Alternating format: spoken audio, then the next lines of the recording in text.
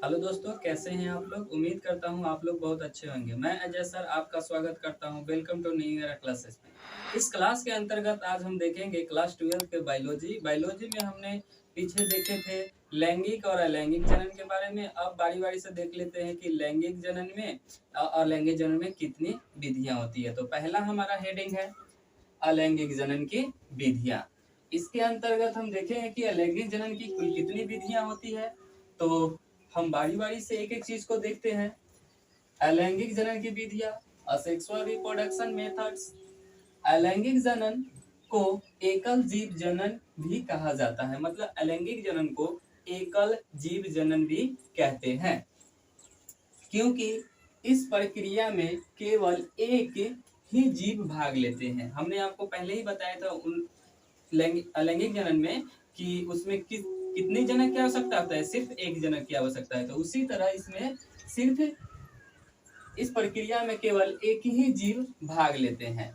आगे देख लेते हैं कि एकल जीव जनन की निम्नलिखित प्रमुख विधियां हैं, मतलब कि एकल जीव जनन की कुल कितनी विधियां हैं उनके बारे में जानेंगे। तो इसमें पहला जो हमारा आ जा रहा है द्विविभाजन, बाइनरी फिजन कि द्विविभाजन किसे कहते हैं। दूसरा है बीजाणु जनन, स्पोरोलेशन, और तीसरा है हमारा मुकुलन, और चौथा है हमारा कलिका, और पांचवा है हमारा खंडी भवन, और लास्ट है हमारा पुनरुद्भवन। मतलब कह सकते हैं कि एकल जीव जनन की निम्नलिखित जो विधियां हैं वह 6 है। अब इन 6 के बारे में बारी बारी से जानेंगे। पहला क्या है हमारा द्विविभाजन। तो द्विविभाजन किसे कहते हैं, तो उसके अंतर्गत हम देख लेते हैं कि द्विविभाजन आखिर है तो क्या है। द्विविभाजन बाइनरी फिजन जनन की यह विधि प्रोटोजोआ संघ के जीवों में प्रमुख रूप में पाई जाती है। मतलब कह सकते हैं कि प्रोटोजोआ के जितने भी सदस्य हैं उनमें यह द्विविभाजन देखने को मिलता है। आगे देख लेते हैं। इस संघ के जीव एक कोशिकीय होते हैं, और यह इस संघ के जो प्रोटोजोआ जो संघ है उनके अंतर्गत जितने भी जीव आते हैं वह सभी क्या होते हैं, तो एक कोशिकीय होते हैं। द्विविभाजन के समय इन जीवों का शरीर सूत्री विभाजन द्वारा दो समान गुणों वाली संततियों में बट जाती है। जब इन प्रोटोजोआ के सदस्यों में जब सूत्री विभाजन होता है तो दो समान गुणों में क्या होते हैं, बट जाते हैं। आगे देख लेते हैं। इस प्रकार के सदस्य प्रोटोजोआ के सदस्य की प्रकृति जो प्राकृतिक मृत्यु जो होती है वह नहीं है, मतलब उनकी प्राकृतिक मृत्यु नहीं होती है। उदाहरण आखिर इनमें किन किन आता है प्रोटोजोआ के संग में, तो उदाहरण के अंतर्गत देख लेते हैं यूग्लिना, अमीबा, पैरामीशियन तथा प्रोटोजोआ संघ के सभी सदस्यों के प्राणी। कि प्रोटोजोआ संघ के जितने भी सदस्य हैं उन सभी के प्राणी इनके अंतर्गत आते हैं, इनकी प्राकृतिक मृत्यु नहीं होती है। देख लेते हैं। तो मान लीजिए कि वह कोई बैक्टीरिया है, ठीक है, और उनमें क्या हो रहा है, द्विविभाजन। तो किस तरह होता है, तो देखिए ये होता है न्यूक्लियस केंद्र के अंदर ही डीएनए पाया जाता है। मतलब समझिए कि यह एक डीएनए है। तो डीएनए और इनसे जो लेयर बनी हुई है, पहला जो लेयर है सेल वॉल कहते हैं, उस लेयर को कहते हैं सेल वॉल यानी कोशिका भित्ति। और थोड़ा अंदर जाते हैं तो उसे बोलते हैं प्लाज्मा मेम्ब्रेन या प्लाज्मा कला या झिल्ली, इसी को बोला जाता है। अब देखिए इनमें क्या होता है द्विविभाजन के दौरान। तो द्विविभाजन के दौरान इनमें जो डीएनए है वह यह धीरे धीरे एक दूसरे से सुकरने लगते हैं, मतलब आपस में क्या होते हैं, सिकुड़ने लगते हैं। ये जो लाइनिंग बना हुआ है ये आपस में सिकुड़ने लगते हैं। एक समय ऐसा आता है कि यह डीएनए एक एक डीएनए दो अलग अलग भाग में बट जाता है। मान लीजिए कि यहाँ सिकुड़ने लगेगा, यही डीएनए है, अब यह सिकुड़ने लगेगा ऐसे, तो क्या होगा, और कहा गया है कि इनमें जो क्या होता है सूत्री विभाजन, और इस प्रकार के संतति प्रोटोजोआ के संदर्भ में और दो समान गुण में, कितने, तो दो समान। तो समझिए एक डीएनए है तो कितने में बनेगा, दो में। तो वही कर रहा है, धीरे धीरे संकुचन करने लगेगा और संकुचन होकर एक सेपरेट डीएनए बनाएगा, दोनों दो बनाएगा, तो वह अलग अलग संतति बनाएगा। दोनों डीएनए गुण वही रहेगा लेकिन दो अलग डीएनए तैयार हो जाएगा। तो इस माध्यम से हम देखते हैं तो क्या होता है, यह धीरे धीरे संकुचन होकर एक सेपरेट डीएनए यानी एक अपना संतति बना लेता है अलग अलग। तो एक जो होता है, एक दो तरह के डीएनए यहाँ पे हमको देखने को मिलता है। तो द्विविभाजन के अंतर्गत हमें देखेंगे कि एक ही डीएनए से दो डीएनए देखने को मिलता है। तो यह किस में देखने को मिलता है? तो द्विविभाजन के अंतर्गत प्रोटोजुआ के जितने भी सदस्य होते हैं उनमें यह क्रिया देखने को मिलती है। अब हमारा दूसरा जो आ रहा है बीजाणुजनन। बीजाणुजनन किसे? एक कोशिकीय पतली भित्ति युक्त संरचना है। इनके अंकुरन से नए पौधे का निर्माण होता है। मुख्यतः कवक एवं शैवाल में बीजाणुओं का निर्माण होता है। कहने का मतलब तात्पर्य हुआ कि जो बीजाणु जनन जो जनन है, बीजाणु जनन जो है उनमें जो होते हैं बीजाणु वह एक कोशिकीय होते हैं और यह पतली भित्ति युक्त संरचना वाली होती है और इनके अंकुरन से क्या होते हैं, नए पौधे का निर्माण होता है। मुख्यतः यह किसमें देखने को मिलता है? तो कवक और शैवाल में। आगे आ जाते हैं, कौन कौन आ सकते हैं, उदाहरण में देख लेते हैं। यूलोथ्रिक शैवाल में बनने वाले चल तथा अचल बीजाणु व पेनिसिलियम कवक में करना आदि होते हैं। मतलब कहने का मतलब यह हुआ कि द्विबीजाणु है, बीजाणुजन में जो जीवाणु होते हैं एक कोशिकीय होते हैं, पतली भित्ति युक्त होते हैं और इनमें जो निर्माण होता है अंकुरन से नए पौधे का निर्माण होता है। और यह कह रहा है कि चल और अचल क्या है? तो चल जो चलने में क्या हो, सक्षम हो, और अचल जो चलने में असक्षम हो। तो उसके बारे में जान लेते हैं कि चल और अचल किसे कहते हैं। तो पहला है चल बीजाणु। चल बीजाणु जूस्पोर्स के अंतर्गत देखेंगे कि इनका निर्माण अनुकूल परिस्थितियों में होता है। अनुकूल परिस्थिति मतलब कहने का तात्पर्य अनुकूल मतलब वैसा बीजाणु जो जैसा चाह रहा है वैसा उसको वातावरण मिल रहा है, खाना पोषण, वे है अनुकूल परिस्थिति। पूछ दे कि प्रतिकूल किसे कहते हैं? तो देखिए जैसा वह चाह रहा है उसको नहीं मिल रहा है, मतलब डिफरेंट मिल रहा है, उसको खाना चाहिए वह नहीं मिल रहा है, पोषण जो चाहिए नहीं मिल रहा है, मतलब जैसा वातावरण चाहिए उसको नहीं मिल रहा है। यानी अनुकूल और प्रतिकूल में यही अंतर है। आगे देख लेते हैं। तो इनका निर्माण अनुकूल परिस्थितियों में होता है। यह कसाव युक्त मतलब कसाव युक्त यानी फ्लैजिला। कसाव युक्त का मतलब जो चलने में क्या हो, सक्षम हो, उसमें कसाविका पाया जाता है। युक्त होते हैं। बीजाणु धानी से स्वतंत्र होकर कुछ समय तक जल में तैरने के बाद ये आधार पर चिपक जाते हैं और क्या होते हैं, ये जो चल बीजाणु है कि बीजाणुधानी कुछ समय बाद स्वतंत्र हो जाते हैं और किसी भी किनारे पे जाके क्या होते हैं, आधार पर व सतह पर क्या होते हैं, चिपक जाते हैं और इनके कसाब लुप्त हो जाते हैं और उनका कसाब जो क्या है, लुप्त हो जाता है।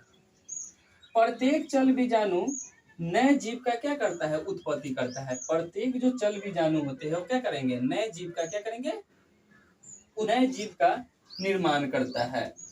जैसे ऐसे इसके अंतर्गत कौन कौन आ सकते हैं तो देख लेते हैं। स्पाइरोगैरा, यूलोथ्रिक्स, क्लेमाइडोमोनास आदि आते हैं। दूसरा हमारा है अचल बीजाणु, जो कि अभी हमने बताया क्या, जो चलने में क्या हो, असक्षम हो, जिनमें क्या हो, कसाव नहीं होगा, मतलब बिना कसाव युक्त होगा, उसमें अचल बीजाणु। इन बीजाणुओं का निर्माण प्रतिकूल परिस्थितियों में होता है, कसाव रहित होते हैं, मतलब कसाविका नहीं होती है। इनके चारों ओर एक भित्ति पाई जाती है। यह अनुकूल परिस्थिति आने पर नए जीव का निर्माण करते हैं।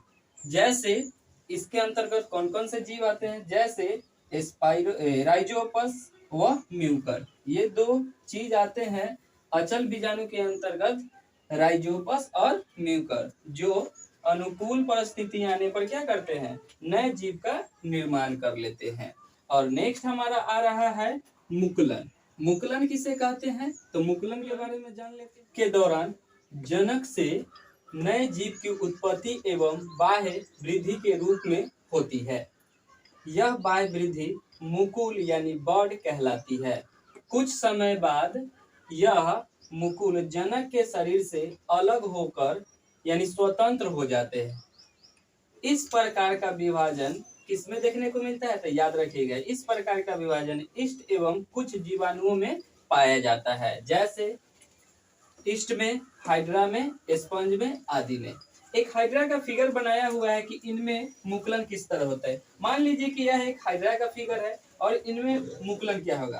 तो ये जो है हाइड्रा है, ये टेंटिकल्स है, संस्पर्शक है, और यहाँ से एक बर्ड निकला है।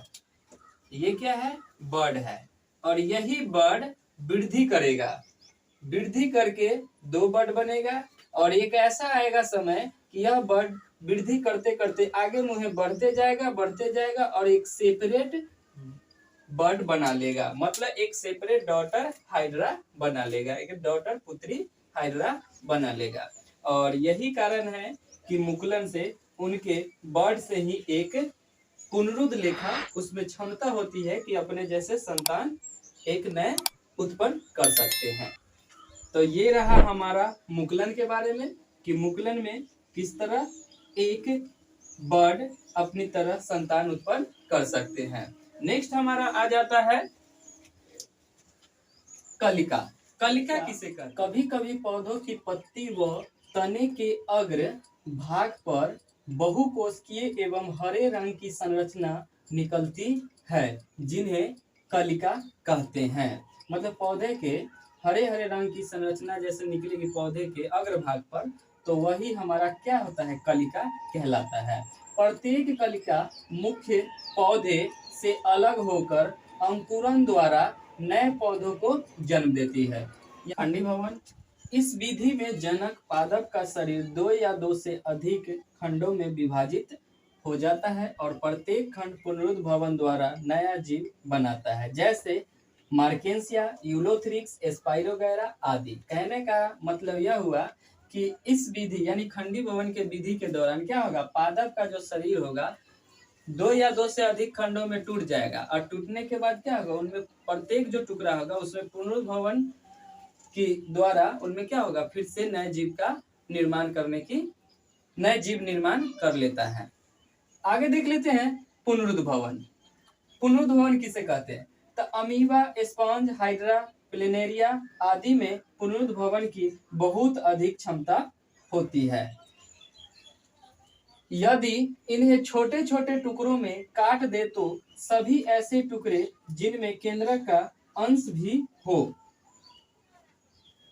तो वह वृद्धि करके पूर्ण जीव में बदल जाता है, और वे टुकड़े जिनमें केंद्रक का अंश नहीं होता है वह शीघ्र ही नष्ट हो जा रहा है। मतलब कह रहा है कि पुनरुद्ध भवन में वैसे जो होते हैं जीव, अमीबा, स्पंज, हाइड्रा या प्लेनेरिया, इन सभी को अगर छोटे छोटे टुकड़ों में काट दे तो इनमें ऐसी क्षमता होती है कि वह टुकड़ा, जो प्रत्येक टुकड़ा है, वह पुनरुद्ध भवन जैसा, वह पुनरुद्ध भवन करके नए अपने शरीर को फिर से रिजनरेट कर सकता है, मतलब पुनः निर्माण कर लेता है।